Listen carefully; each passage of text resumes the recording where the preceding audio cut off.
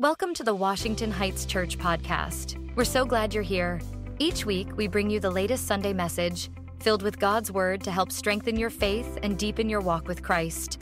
Whether you're tuning in from home, your commute, or anywhere in between, we're thrilled to have you join our community. So, grab a cup of coffee, find a cozy spot, and let's get started.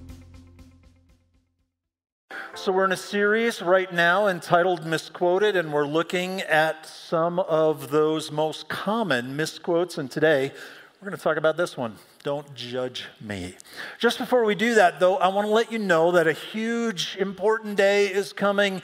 It's Easter Sunday. It's going to be on April 17th. And a couple things to let you know about. We're adding an extra service there, an 8 a.m. service. And typically, it's a day where a lot of folks join us, maybe when they don't, other times of the year. And so we want to create some space. If you're able to come at that 8 a.m. service, that would be helpful. If you can set the alarm extra early on a Sunday morning. And I would also say this about Easter Sunday, and I just want to encourage you to invite somebody to come with you.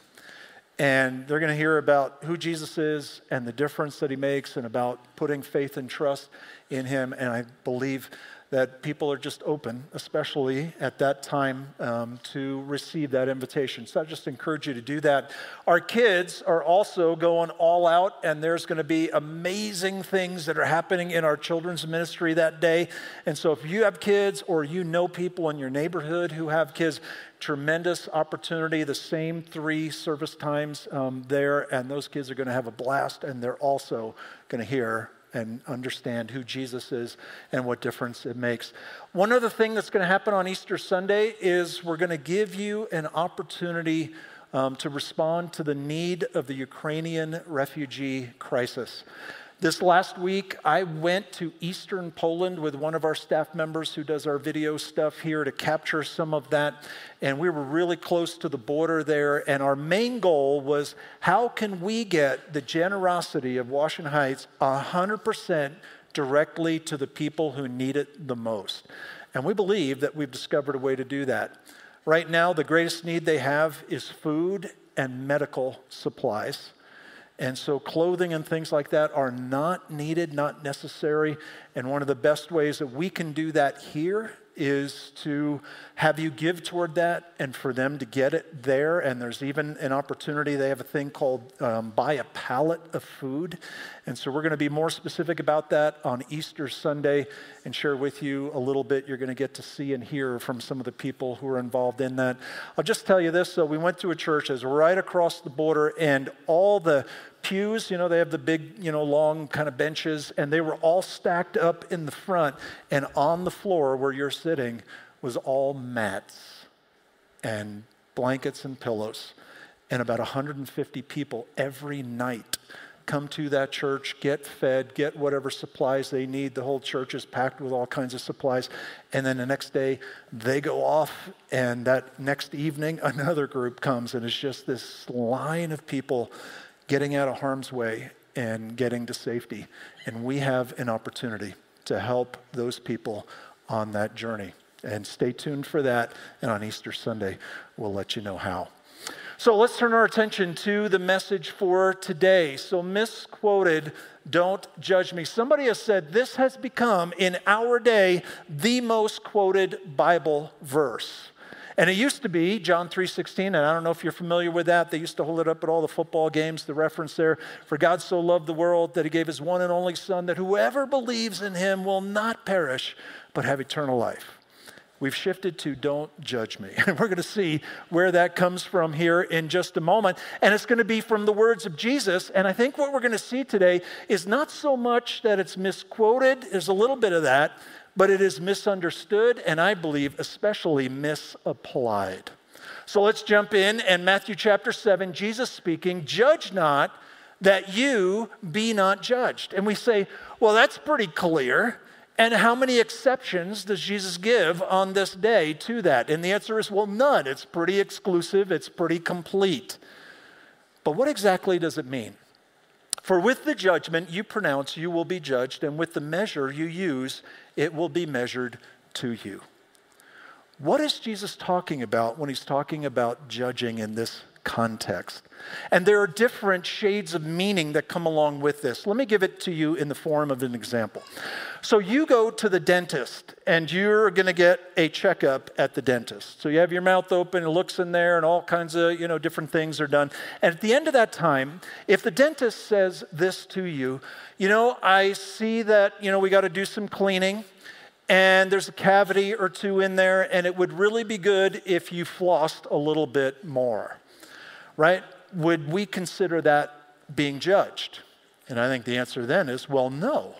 That's their job, is to do that. And what they're sharing with us, even if we don't necessarily like to hear it in that moment, it's some reality that we need to understand, that they can share with us, maybe even that we don't see in ourselves. But if that same dentist did all of those things, and then what if they said this?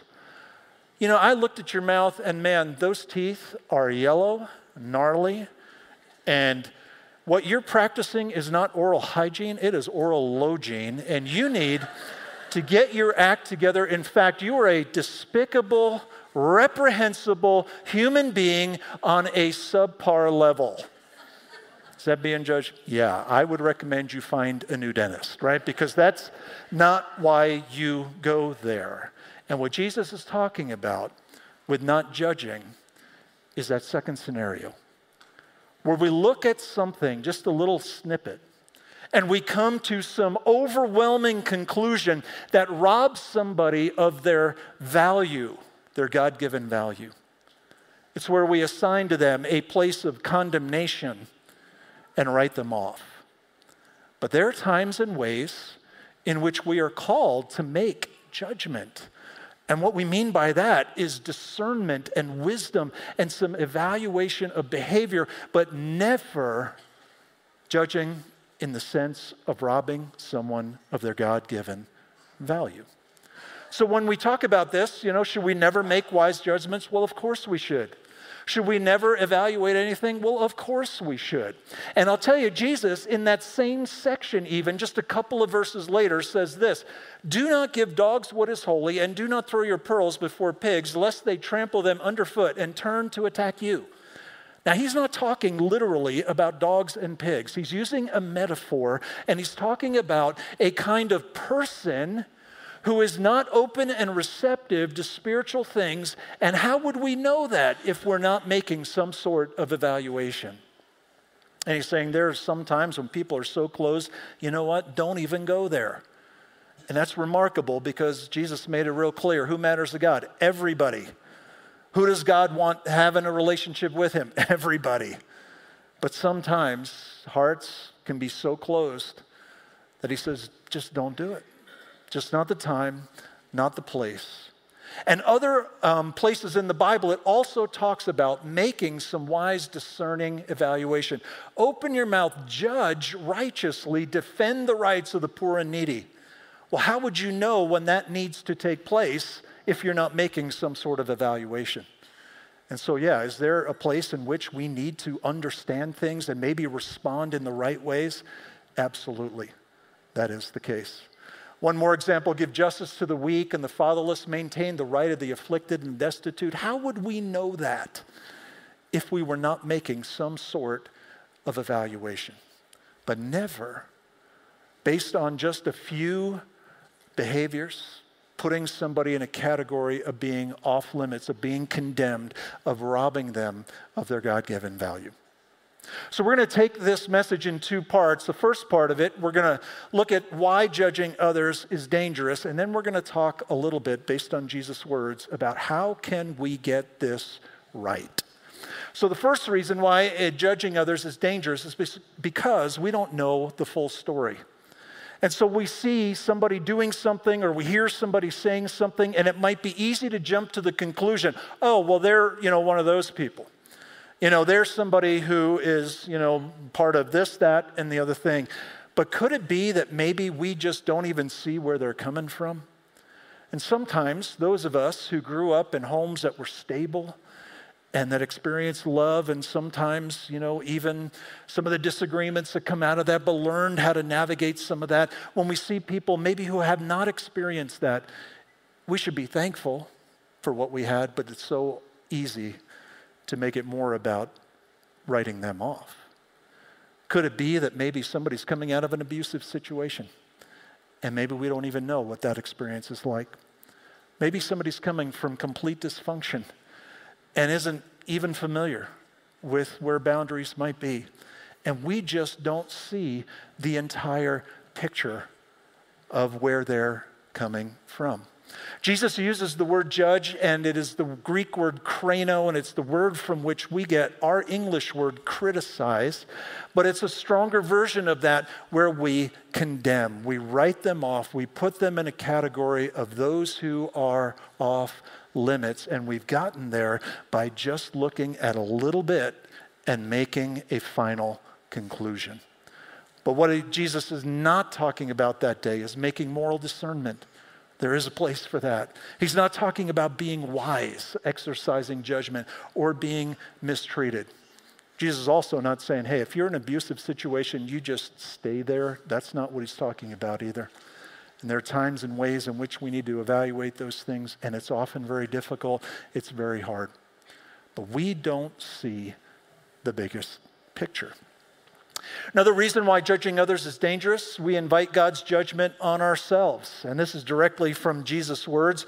Judge not that you not be judged, for with the judgment you pronounce, you will be judged. And with the measure, I'm going to blame it on the jet lag. We got back Friday. And with the measure you use, it will be measured to you. And so in other words, Jesus is saying, how do you want to be judged? Well, however that is, that's what you should be giving to other people. Let me give you an example of something like that. Years ago, back on the East Coast, had to go to the DMV one day. And back there, you would drive up to a building and you'd kind of drive your car through there and they check different things, the lights, the brakes, the alignment, and all that sort of stuff. And either you passed or failed. And you knew that when you were going to DMV, there could be a huge long line and it could be half a day kind of thing there. So take a lunch and all that. So I remember driving up to the DMV and I think, wow, the line's really short. There are only like several cars there and a little bit of space. So I just kind of pull in behind that last one. I think, I'm going to be out of here before you know it. About 10 minutes later, there's a knock on my window. 10 seconds later, there's a knock on my window. I'm like, yeah, what's up? He's like, the line goes back there and around the corner. And sure enough, I looked. They'd left a gap so that the traffic could go through. I cut the line. And so I'm like, okay, sorry about that. I didn't see that. And so I roll up the window, back up my car, and I'm going to go. And sure enough, there's like 3 blocks there, and it was going to be a half a day. You know the worst part of that whole experience? I had to drive past all the people who saw me cut the line. And they're looking at me like, idiot, moron, jerk. I want to hang the sign out the side, right? I didn't know. I just, I didn't cut on purpose. I didn't see the line back there. That's what I want when it's my turn. I want people to extend some mercy and some grace to me. Now, fast forward from that day, a couple years, and driving with my wife and our brand new baby daughter. And she's in a car seat, and we're driving along. All of a sudden, somebody pulls right out in front of me, and I got to jam on the brakes. And, we came really close. And I was hot. And I'm gesturing and I'm yelling at the windshield, thinking somehow that's going to, be heard by this person. And I could tell that they were looking in their rearview mirror and could see me. And I was glad to have that, right? I wanted them to know that I was angry. I was upset because after all, you endangered not only me, but my daughter who matters so much to me.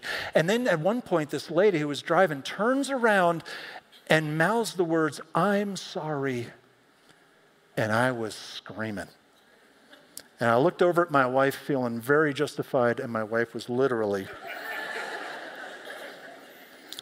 face in hand, embarrassed. It's easy, right, when it's somebody else to be really hard. But when it's my turn, what do I want? And Jesus' point here is that whatever you want, that's what you should give. And how is it that we want God to evaluate, to judge us? Jesus also said this at the beginning of the Sermon on the Mount, same message, "Blessed are the merciful, for they shall receive mercy." And if we want to receive mercy, what do we need to do? We need to give mercy. But it's real easy to create those real hard lines based on just a little bit of information, and I don't see the bigger picture. And could it be also that I'm inviting some of God's judgment upon me? Third reason why it is dangerous to judge others, we have a bad case of plankitis. Have you been diagnosed with plankitis? And before you run to WebMD there on your phone, here's where that comes from. Why do you see the speck that is in your brother's eye, but do you not notice the log that is in your own eye? And what Jesus is talking about here and what he's casting for us is this ridiculous picture about having this huge issue in your own life, but then pointing out the little issue that's in somebody else's life. And I was going to get a log, but I haven't gone to the gym enough, so I have a 2x4 up here. And Jesus' picture is kind of like this. You know, I got this 2x4 sticking out of my eye, but I'm going to look at you, and I'm going to tell you all the issues that you have. And how much does that happen in this world of ours? And it's so much easier for me to see the issues in you than it is to see the issues in me. And so what's the call? What is Jesus inviting us to do? There's this cool word. It's an older word. It's in some of the older translations. It's called long-suffering. And it means that we journey together with each other, because you notice everybody in this verse has something. And what it means is that we're called to journey together. And the standard is never that in this world we're going to experience perfection. That's just not the way that it is. But how easy it is to see the faults in everybody else and think, I got it going on, when I got a log sticking out of my own eye. And how many times have we done that, where we see the issues in everybody else, but me, I don't have any issues. And Jesus pointing out the ridiculous look, the bad look of that whole scenario. How do we know that maybe we have plankitis? What are some of the symptoms of that? You think fans of football teams other than your own are inferior species? I recognize some of these may apply to some of us more than others. In traffic, you regularly refer to drivers as morons, jerks, idiots, or worse. You think that there is no way a person can love Jesus and be a liberal or a conservative. And you see grown men playing Candy Crush, Angry Birds, or Solitaire on their iPhone in the airport, and you immediately judge them. That one should be okay, all right? Because pick up a book or something, you know? I mean, there's something to learn. So, it's dangerous to judge. Judge meaning to condemn people, to rob them of their value. But I think, maybe a better question, too, is how do we get this right? What does that look like? First way is to start with yourself. And again, people who walk around with planks sticking out of their own eye, we like to start with somebody else rather than ourselves. But here are Jesus' words. And isn't it interesting when he says we're walking around with that plank and we see the speck and we want to go after the speck in somebody else's eyes? What does he call that? You hypocrite. Ouch. But sometimes we need to hear the reality. First, take the log out of your own eye. Start with yourself. And then you will see clearly to take the speck out of your brother's eye. We do journey together. There are things that go in both directions, but where do we begin? We begin here. We begin with ourselves. Second way to get this right is to offer honest help to trusted friends when needed. There is a place where we engage together within the context of trusted relationships, where maybe my friend can see in me what I cannot see in myself, because sometimes I can't even see the log in my own eye. But maybe somebody else can. And they don't do it as a way of condemnation. They do it as a way of bringing help, of healing, of moving forward. But that can be a difficult place, and the temptation can be in those moments when we hear something that we do not like to say, don't judge me. Because after all, Jesus said, don't judge. But could it be in those moments that there is something of value? And it's not condemnation, but it's help. but it doesn't feel like help or it doesn't sound like help in that moment, but that's exactly what it is. In the Bible, in 1 Corinthians chapter 5, and we don't have time to look at what comes before this, but in this particular church in a city called Corinth, there was a situation unfolding, a relational, sexual situation that would even be shocking in today's terms in our culture. And the Apostle Paul, who writes this letter, says that deal with it and deal with the person who's involved in that. And then right after giving that instruction, he says, "For what have I to do with judging outsiders?" See, the things of God are not a way to get ammunition to tell everybody around us why they are missing, God's mark. They haven't even signed up for God, much less the things of God. Is it not those inside the church whom you are to judge, not condemn, but there are times to evaluate behavior and to respond in ways that are helpful, where the goal is restoration, the goal is healing, the goal is to come alongside. And it sounds so different than what is often judgment. Judgment is, you're not a good person. You are written off. There's no hope for you. This kind of help is, I care about you. And I may not be right, but I care. Over 100 times in the New Testament, followers of Jesus are to journey with one another. That there's this whole one another relational context that happens in the church. And part of what comes along with that is that there are moments, sometimes courageous moments even, when we speak to people that we care about things that may be hard to hear in that moment. How do we do that? Ephesians tells us we will speak the truth in love. And boy, there's a balance there and a tension. And my guess is that every one of us has the tendency to fall over on one side of that balance or the other. Then maybe we err a little bit more on the truth side, and sometimes that can sound unloving. Or we err on the loving side, and maybe we shade the truth a little bit. And the call is for both of those things to happen. And then how about this verse? Faithful are the wounds of a friend. What does that mean? That means when I know that there is somebody who is for me, somebody who has my back, somebody who cares about me, somebody who wants the best for me, and they say something that is difficult to hear, could it be that in that moment, what is hard to hear is actually help? That there is something that maybe they can see that I can't, and again, this is not assuming that everybody has it all right in any direction. But maybe what we need to do is be open enough to hear from the people that we know are for us. Several years ago now, when somebody on our staff came to me and they said, you know what I've noticed? That when people kind of come at you or there's conflict or, people get mad at you, whatever the case is, and, that happens, that you just kind of close that door. You kind of write that off. And that makes it really hard, on the other side of that for those relationships to continue. And you know what I like the least about what he said? It's true. It was true.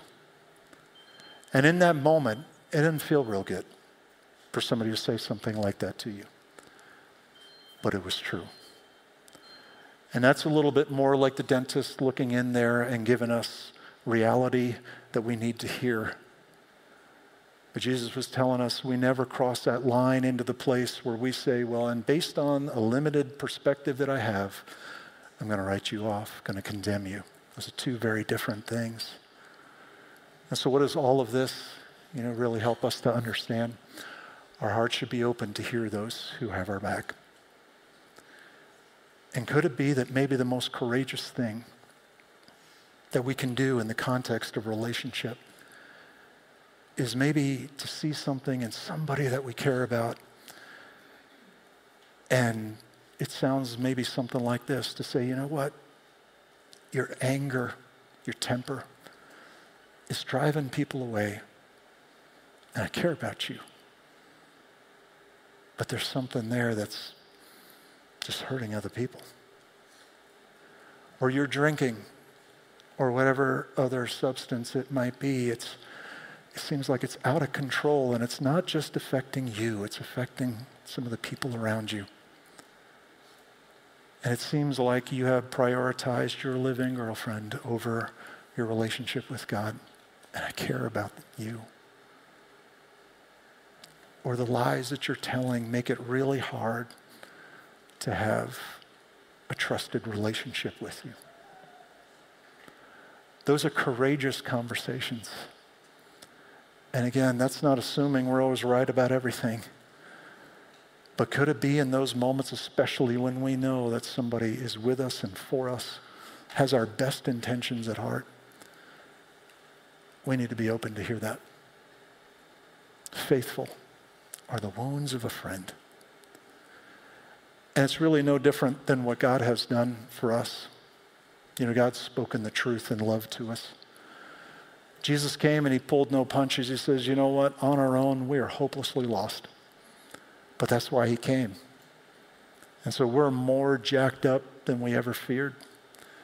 And at the same time, we are more loved than we ever dare hope. And both of those things are true. And so perhaps you've never taken that step across that line of faith and put your trust in Jesus. And all of that is because one day in this universe, there is a judge. It's not me and it's not you. But that judge came to our rescue. And everybody matters to him. And he invites you to trust him. Would you bow your heads together with me as I pray?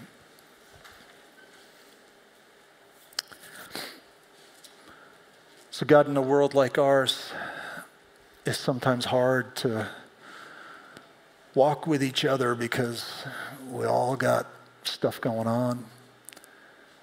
But it's so much easier to see everybody else's junk rather than my own.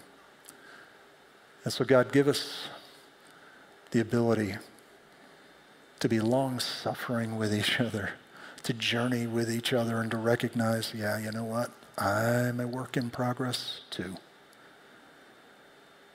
And when it's my turn, I long for mercy. And if that's true about what we want to receive, help us to extend that. And God, thank you for who you are, for seeing us exactly the way that we are, and coming and offering us yourself, a relationship with you. And so God, we thank you for your love that many times is there for us in spite of ourselves. And may it cause these hearts of ours to be humble, to recognize that we're a work in progress. We're on a journey. And there's still some work you have to do to transform these hearts of ours. And so God, we ask you to lead us on together with you and experience more of what you have for us. And God, all along the way, may there be great thanks in these hearts because of all that we have received over and over again. Your undeserved love.